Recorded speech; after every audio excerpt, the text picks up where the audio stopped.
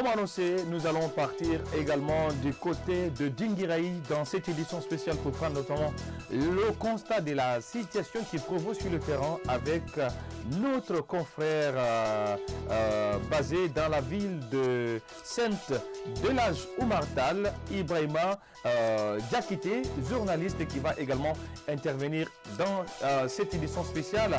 Monsieur Diakité, bonjour et bienvenue dans cette édition spéciale sur la télé du 21e siècle, Star 21 TV.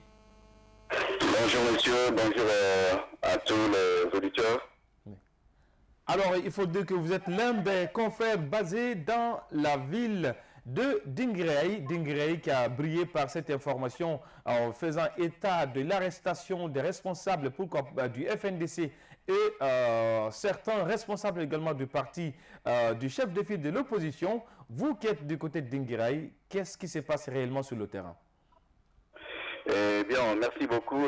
Comme vous venez bien de le dire, effectivement, hier, aux environs de 20 heures, certains députés, les députés d'ailleurs de Dinguiraï, à la personne de M. Alpha Ousmane Diallo, communant appelé Kombis et Dr. Fodé Bokar Marega, et d'autres militants du FNDC ont été effectivement arrêtés. Et on les a envoyés certains ont été envoyés à Bissiklima, on les a jetés là-bas, d'autres d'Abola jusqu'à Dogomé, pour les empêcher de se mobiliser ce matin et empêcher le vote. Alors, en ce qui concerne ce double scrutin législatif et référendaire, il faut dire quand même que le duel était toujours perceptible du côté de Dinguiraï, avec notamment deux camps. L'opposition qui monte au créneau pour dire qu'ils vont empêcher les élections et la mouvance présidentielle engagée. Aujourd'hui, quel est le constat en termes de faisabilité de ces élections à Dinguiraï? Depuis ce matin, aux environs de 8 heures, jusqu'à 9h, 10h, certains bureaux n'étaient pas encore ouverts. Et jusqu'à l'heure où je vous parle, il y a encore des bureaux de vote qui ne viennent que de commencer le vote. Parce qu'on a constaté hier dans la journée, aux environs de 14h30, le kit du quartier Kouroula a été incendié. Donc, ce bureau devrait être installé là.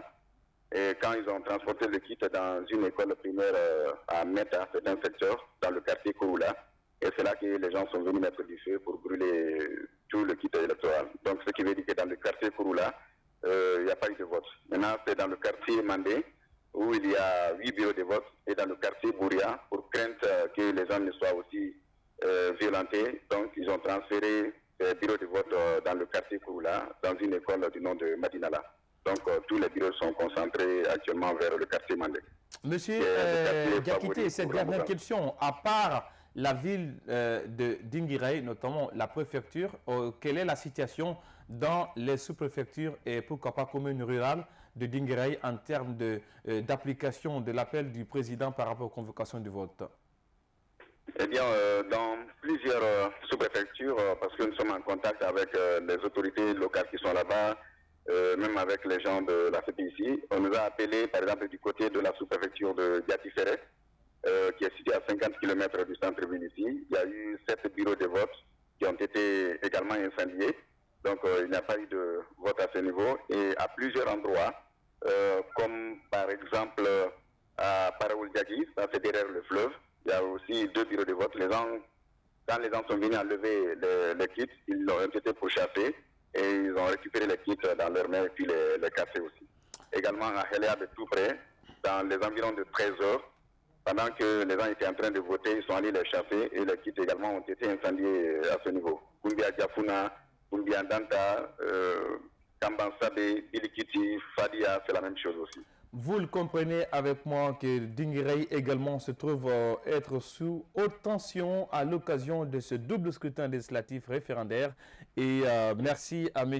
Ibrahima Diakité, journaliste du côté de Dinguiraï, qui était en direct de la ville de Delage Oumartal en ce qui concerne notamment la situation qui prévaut dans la ville à l'occasion de ce double scrutin.